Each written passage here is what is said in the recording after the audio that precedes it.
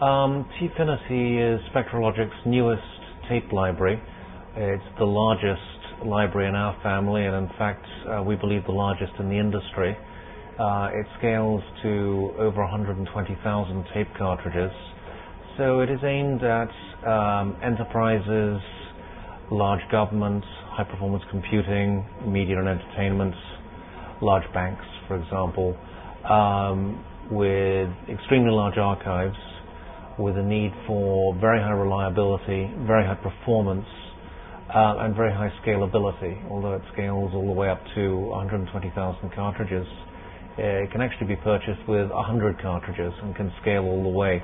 Remote monitoring, our media lifecycle management, so that we can assure that the content in the archive remains valid the whole time. One challenge with archiving is that you will have content that you haven't accessed for a while. How do you know if it's still good? So we have features to address that. I think what we've seen is, and honestly, I've been in tape for quite a long time, and I've been hearing that tape is dead for a great many years. It never quite happens. Relative to dedupe in particular, really the buzz perhaps 3 years ago.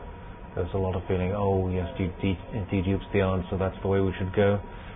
We're really seeing most organizations are finding that they've been a little bit disappointed with dedupe. Almost everyone has discovered that if you use a dedupe front end, you still need tape, because it remains the only really viable long-term archive. So then you have the cost of the dedupe appliance. I think a lot of people have found that the dedupe performance is not quite what they were hoping for, and that tends to mean that the cost is part of the appeal was that it could bring the cost of disk down close to the cost of tape if the dedupe allowed you to get by with so much less disk. The dedupe technology, though, adds a fairly high fixed cost, and unless you get really enormous deduplication compression, it means that the overall cost has disappointed a lot of end users. And I'm really finding in our enterprise clients, generally that realization has sunk in. I mean, a number of them have spent sort of 2 or 3 years evaluating dedupe strategies and have concluded that either they don't work at all or that dedupe is just an adjunct. In the case of dedupe, and there's a lot of interest in India, I think India's been fairly fortunate in that by the time the fad reached India, there was a general realization and understanding.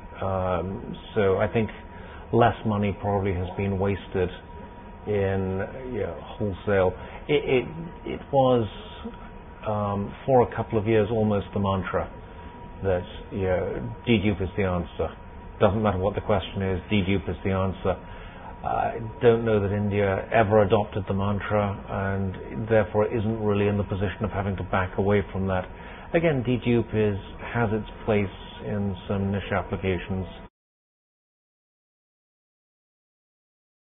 We see the Indian market as being one of, in fact, probably the highest growth market. And it has the attractive feature. It's growing fast, and it's a fairly large market in the first place. Certainly in commercial and also in government, there's a real awareness of the need for security, and encryption is becoming a very big issue. Starting particularly from finance, there have been a number of fairly high-profile cases of banks that have been embarrassed or fined for losing content.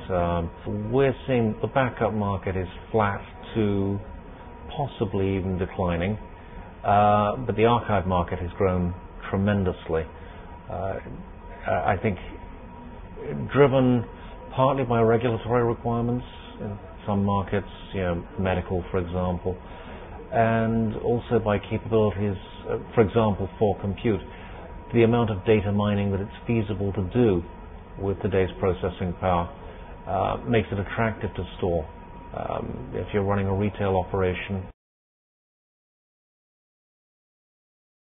we are already monitoring the media, the tape drives, so that we can predict, okay, this tape is becoming marginal. Let's alert the user to say that they really need to replace this tape, but in advance. So yes, you need to replace the tape sometime over the next month or so. You don't have to get up at 3 in the morning to replace it. The same thing with the hardware. And I think you'll see continued innovation. We're doing a great deal more reporting so that people can start tuning their environment, understanding where the bottlenecks are. And a great deal of our focus over the next year to 18 months is going to be on that aspect of the technology.